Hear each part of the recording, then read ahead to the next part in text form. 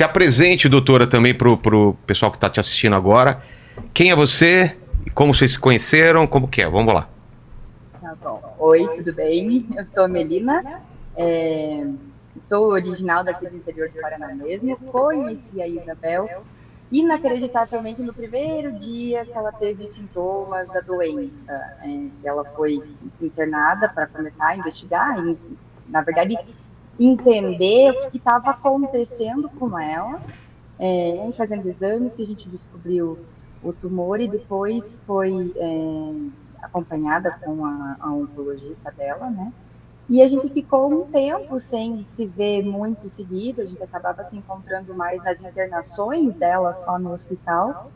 E no início desse ano que ela me procurou mesmo para contar como é que estava o tratamento, como é que foi esses 3 anos ali que ela está lidando com o câncer e realmente para decidir começar os cuidados paliativos. Então, a minha história com ela já é longa, eu já acompanhava ela, mesmo quando ela não vinha aqui, estava fazendo acompanhamento com um oncologista, eu acompanhava ela nas redes sociais, porque quando a gente, eu falo a gente, era a nossa equipe lá no hospital, descobriu o que estava acontecendo com ela, foi muito impactante, né? Ela tinha 14 anos na época, então todo mundo queria saber da menina Isabel. E isso foi o que começou também a gerar, eu acho, lá desde o início, né, Isa? Uma comoção aqui na região, principalmente, e agora muito mais por causa do casamento e tudo que ela está divulgando. E esse linfoma é linfoma de Hodgkin, né? Isso. Se você pudesse explicar pra gente, assim, para um leigo, em palavras mais acessíveis, o que é, como se desenvolve. Tá. O linfoma de Hodgkin, ele é um câncer, né? O câncer, quando a gente fala em câncer, ele é uma célula que se desenvolveu errada, de alguma maneira ela se desenvolveu errada e acabou se proliferando e fazendo esse tumor. No caso da Isabel, o linfoma de Hodgkin, que é o diagnóstico dela, é um câncer nos linfonodos. São gânglios que a gente tem no corpo inteiro que normalmente produzem as células de defesa do nosso corpo e também tem uma drenagem do corpo inteiro.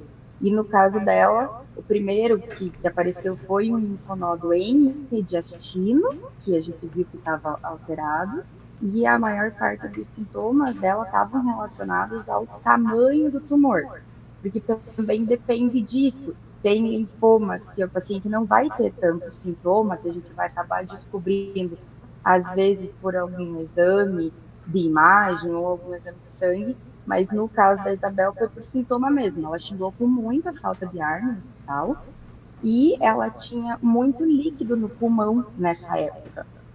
E daí, investigando, tudo isso acontecia pelo tamanho do tumor e pelo líquido que estava gerando, o tumor estava gerando esse líquido no pulmão e deixando ela com falta de ar. Entendi. Obrigado, doutora. Você pode ficar mais um pouquinho aí? Se a gente tiver mais alguma dúvida, a gente já chama. Obrigado, viu?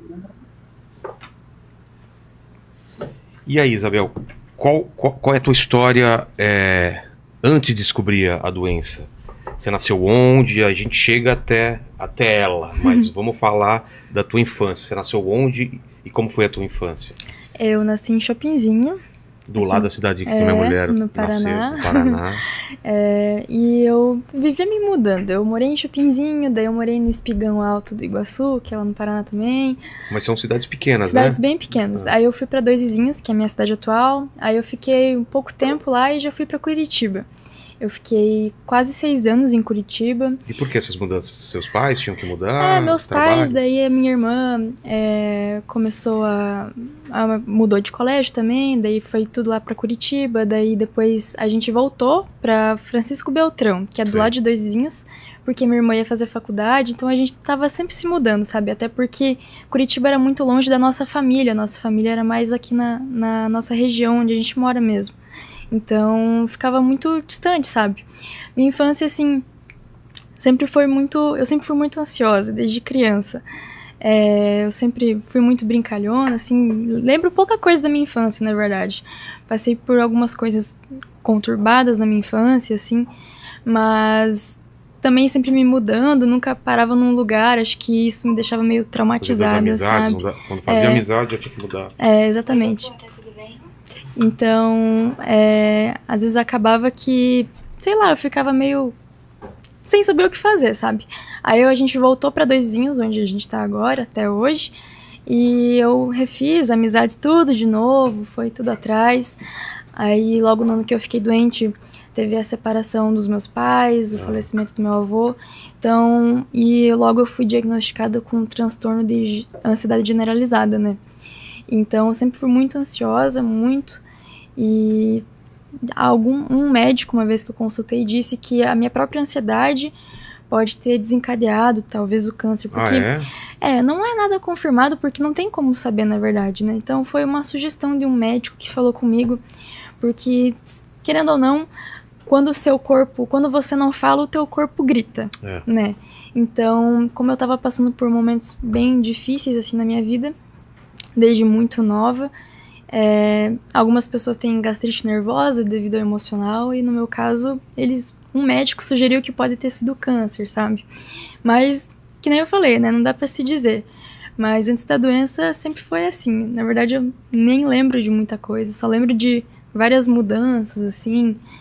Meus pais sempre estavam trabalhando, então às vezes eu ia trabalhar junto com meu pai, ficava lá com ele, ou se não, a minha irmã também trabalhava, eu ia com ela, ou eu ficava em casa com a mulher que cuidava lá do prédio, sabe, que a gente morava. Então era bem mudança, assim, sabe.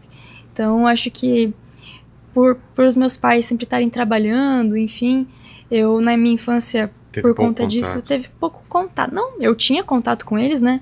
Mas tive, assim, um contato limitado por conta do trabalho deles. Então, acho que eu acabei criando minha ansiedade ali, né? Aquela carência.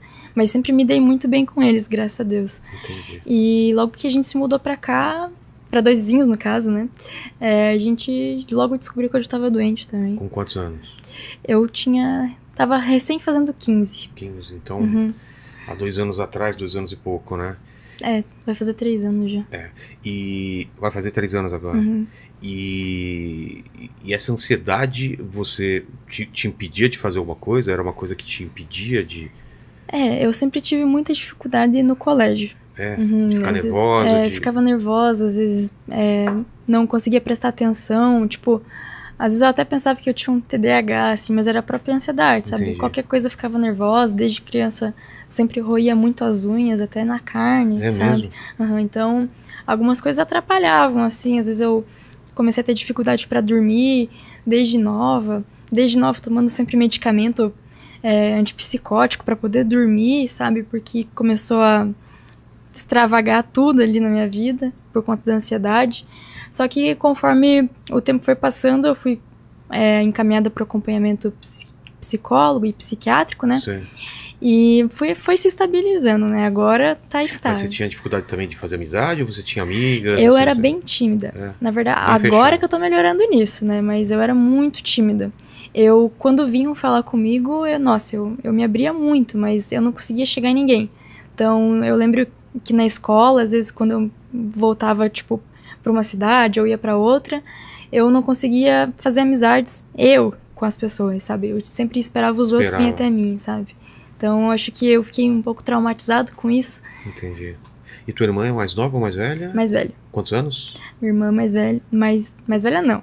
Eu tenho 3 irmãs. Ah, tá. Uma tem 34, a outra tem 27, e essa que viveu mais tempo essa comigo, que você tava comentando, ela vai fazer 29. Tá. E ela é mais próxima? Mais próximo. E o Lucas entra quando nessa história? Ano passado. Como 2023. A gente se conheceu na academia. Eu tava fazendo um exercício que eu não conseguia puxar a barra por conta... Sei lá, na verdade, por quê que eu tava conseguindo puxar. Acho que a máquina tava meio enferrujada, sabe? Sim. E daí... eu vi que chegou um cara, assim, atrás de mim, tentando... Oi, tudo bem? Você quer ajuda? E você já fica meio assim, né? Nossa, quem que é esse cara aí? Todo mundo passava e ninguém me ajudava. Aí ele foi e me ajudou.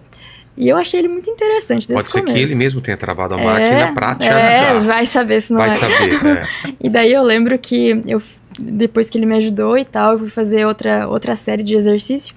Eu fiz questão de parecia que eu não conseguia puxar, só que ele veio me ajudar deu uma de novo. frágil. É. Aí ele veio de novo ali me ajudar e a gente começou a conversar. E aí eu comecei a ir todo dia no mesmo horário que ele ia, que era sempre às 2h da tarde na academia, e a gente começou a treinar junto. Ele ia com os amigos, eu ia sempre com a minha irmã, aí a gente começou a se misturar e a gente começou a ser amigos e tal, até que ele me chamou pra almoçar. Aí eu lembro que tava tudo certo pra gente almoçar, e daí eu peguei e chegou no dia eu recusei.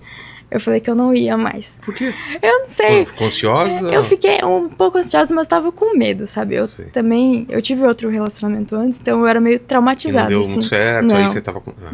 E aí eu tava com muito medo. Pensei, vai que é só mais um, né? Não vou recusar, vou me fazer de difícil. Aí, tá. Recusei e tal. Falei que não ia dar pra ir, que não tinha Onde como era ir. também, né? O cara te chama às vezes por Habibs, né? Recusa, né? Habib's. Eu não sei. Habib's. E era um almoço lá na casa dele. Ah, tá. E daí eu falei que ia levar uma amiga junto. Daí ela aí tava super animada pra ir comigo e tal. Eu peguei e falei, não vou mais. Aí não deu uma semana, eu acho, né, amor? É. Ele me chamou pra jantar. Aí eu pensei, agora tá ficando mais É. interessante. Almoçar na casa dos pais não dá, né? Só pra Logo deixar de bem cara. claro, nada por interesse. Não Não, sei, é. não. Era no só- fundo, acho que tinha. Só jantar mesmo. É, só na amizade que chamou pra jantar, assim. Risotinho gourmet. E nessa você foi? No Nessa eu jantar? fui. Tava meio receosa, mas peguei e fui. Aí cheguei lá, ele tem uma pizzaria lá na cidade, né? Aí ele é o pizzaiolo, então ele já chegou com uma pizza, assim, pra gente jantar junto, Pô, apresentar o trabalho dele, né? Aí a gente comeu a pizza e tal, e foi ali que rolou o primeiro beijo, assim. E desse primeiro beijo, não deu 15 dias, a gente começou a namorar, e tamo aí até hoje. Só isso. quer acrescentar alguma coisa nessa história ou tudo que ela falou é verdade? Só quero acrescentar que no começo não foi por interesse, só quis ajudar você mesmo. Não Foi sei, só não. um bom samaritano. Ok. É. Mas tudo tem um contexto por trás, né, amor? Uhum. Pessoas, até aquele sonho que você teve. Eu também tinha conversado Ah, é? com Vocês- Deus. É, Como que foi? aí nós dois, na verdade, a gente tinha passado por um relacionamento que não deu muito certo. Os dois, o mesmo problema? Nós dois, Os o mesmo dois, cara. problema. E eu lembro, a gente passou por um momento bem parecido. Um tempo antes de eu me inscrever na academia, eu tinha feito aquelas jogadas de tarô, assim, sabe? Sei. Só por fazer. E uma mulher falou pra mim que eu ia conhecer uma pessoa em pouco tempo, que ela ia ser um divisor de águas na minha vida, e eu ia conhecer ela na minha inscrição em algum lugar. E foi no dia que eu me inscrevi na academia que eu conheci o Lucas. Justamente nesse dia. Exatamente. Pô. Aí agora você conta a sua parte. E a tua parte? A minha parte é que eu nos prantos em casa chorando, pedi pra Deus que, sabe, eu já tinha passado por vários relacionamentos conturbados, né? Aí chegou um momento que eu falei, cara, não dá certo, né? Aí eu pedi pra Deus, poxa Deus, que eu tenho? Será que sou eu a fruta podre da árvore, né? Aí pedi pra ele se era realmente isso que Deus queria na minha vida, se era pra eu ter uma família, porque o meu sonho e o meu da Isabel é ter uma família, né, amor? Uhum. Por mais que a gente passe algumas dificuldades, a gente tem nossas gatinhas É. e a gente vive muito feliz. E eu pedi pra Deus que Deus me apresentasse uma pessoa que, sabe, não fosse só mais um morninho, sabe? Fosse uma pessoa que fizesse a diferença na minha vida e eu fizesse a diferença na vida dela. E, cara, depois daquilo ali, depois daquele ato profético de se ajoelhar e realmente pedir pra Deus, tipo, falei, não, eu vou pra academia me inscrever. É? Aham. Acho que uns 4 dias depois. Caramba, tão rápido assim. Rápido, cara. E no mesmo dia que eu me inscrevi, a Isabel foi lá. E eu também tinha me inscrevido. E, cara, Inscrito. aconteceu. Mas, tipo, você olhou pra ela e falou ela ou isso Não, foi só não, não. depois? É por isso que eu falei, tipo assim, foi algo bem... natural, sabe? Natural, aham. Porque assim, eu já conhecia a Isabel através das vaquinhas, né? Que ela fazia na internet e tal. E, tipo assim, nunca foi algo por, tipo assim, não, tipo, interesse ou algo do tipo, né? Sempre me comovi com a história dela, né? E, Mas cara... eu não conhecia ele. Oi? Eu não conhecia Ela você. não me conhecia, exatamente. Até, o que, anos depois, né, amor? A gente foi ver nas tuas vaquinhas e eu... Anos depois. Esse ano. É esse ano que você foi ver, né? Esse ano, no começo do ano, eu fui Isso. ver, tipo, quem tinha doado na minha vaquinha e tal. Minha primeira vaquinha que eu tinha feito. Aí tava lá, Lucas Borba. É. Eu pensei, já era coisa de destino. Poxa. E realmente aconteceu, foi natural, não foi nada forçado, sabe? Foi tipo. No começo foi amizade, realmente. Tipo, a gente se via pouco, né? Porque 2 horas por dia. Mas era todo dia, né? Mas era Aí todo eu dia. comecei todo dia na academia, só pra É. ver você. Eu, no fundo, tinha intenção, eu confesso. Mas eu me fazia muito difícil. E você também já me falou que tinha intenção.